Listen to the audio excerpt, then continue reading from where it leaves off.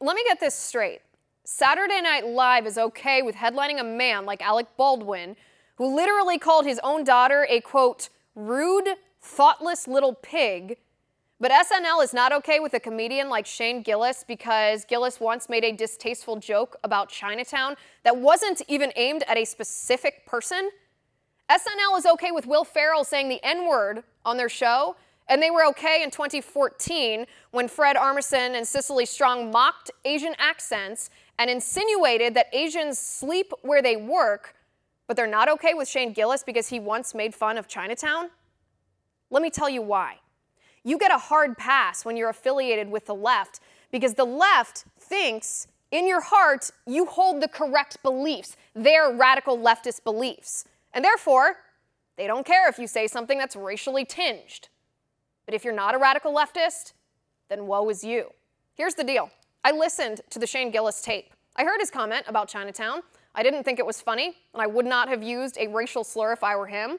I understand he wasn't targeting a specific person or bullying a particular individual, but it still wasn't funny, and I wouldn't have said it. I wish he hadn't said it either.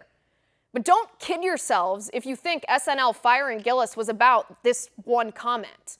This is what YouTube tried to do to conservative comedian Steven Crowder, too. They tried to demonetize him, and liberals tried to get Crowder kicked completely off the platform because Crowder said one mean thing to one person. This is cancel culture. The radical leftists in Hollywood, and yes, some in the United States Congress too, want to eliminate you from polite society if you do not adhere to their political views.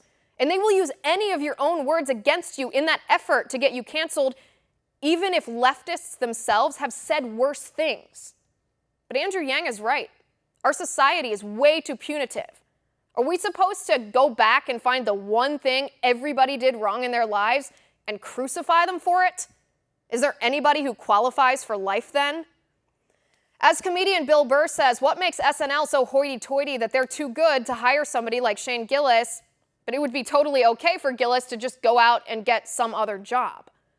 Don't pretend this is about racism. Don't pretend the left cares about racism because they don't. The left is totally fine with racism as long as that racism comes from people who vote the way the Hollywood elites want them to vote. The New York Times, for example, they hired Sarah Jeong even though they knew about her history of virulently racist tweets. The Democrats in Congress embraced Congresswomen Ilhan Omar and Rashida Tlaib, even though both women are horribly anti-Semitic.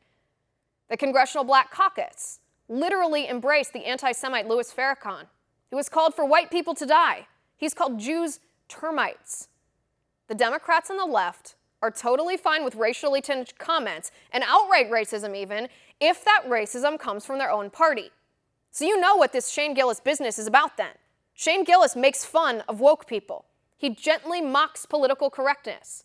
I see no evidence that he's conservative, but he's definitely not woke, and he's white, and he's a man, and that makes him a persona non grata in Hollywood. And that is my final point.